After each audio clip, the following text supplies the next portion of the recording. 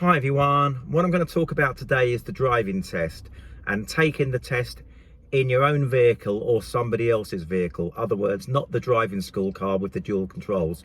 Now, you might say, oh, I've got no dual controls. Now, if you can drive safely and you're doing a driving test, once you've passed, you wouldn't have dual controls. So that's not the issue.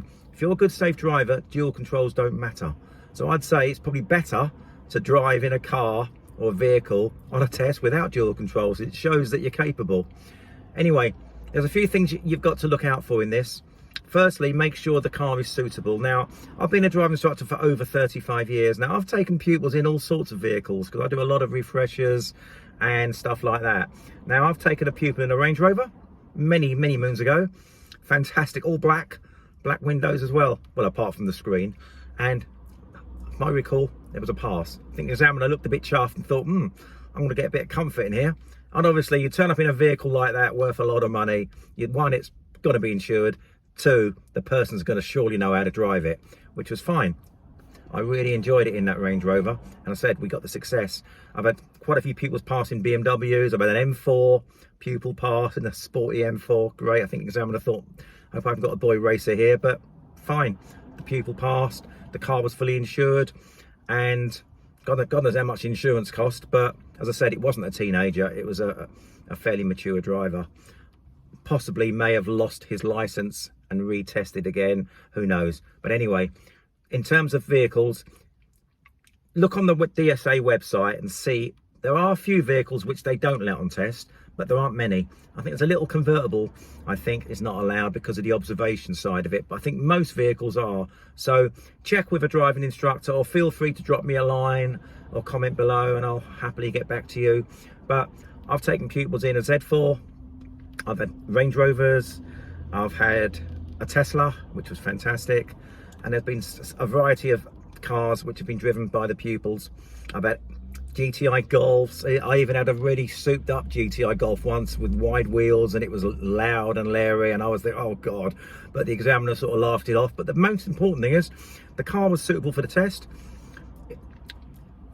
MOT ready, tyres were good, fully prepared, pupil drove well, had the interior mirror, which you need to put in the car, an interior rear view mirror for the examiner, L plates front and back. The car was fully roadworthy, so a bit leery, a bit boy racerish, but the pupil passed the test and the examiner was happy.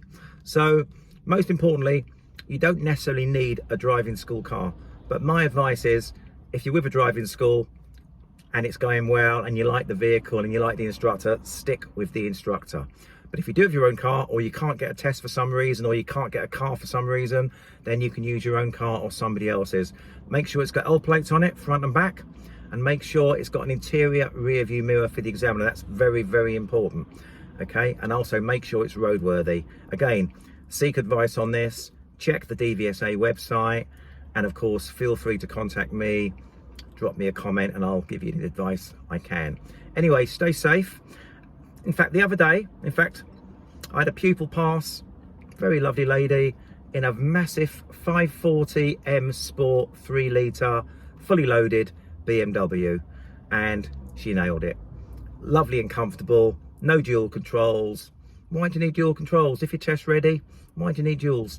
Anyway, stay safe, and good luck with those driving tests. As I said, if you've got your own vehicle, or you can use your own vehicle or someone else's, I'm all for it. But seek advice before you do the test. Safe driving out there, everyone. It doesn't matter what car you're in, how big it is, or how powerful it is, as long as you can handle it and drive properly. How did you get on? Thank you, Neil. I got a pass. Well done. Thank you for your really hard work. I'm so appreciative. I'm exhausted, but well done. Well done. Thank you. Sorry, Nick. I called you Neil. I'm Nick. Nick. Not Neil. Thank you, Nick. Thank you. Well done. Well done. Thank you for your hard work. Really, I appreciate it. Really. I'm exhausted. Thank you. Take care. I'm happy. I need a holiday. Cheers. Come on.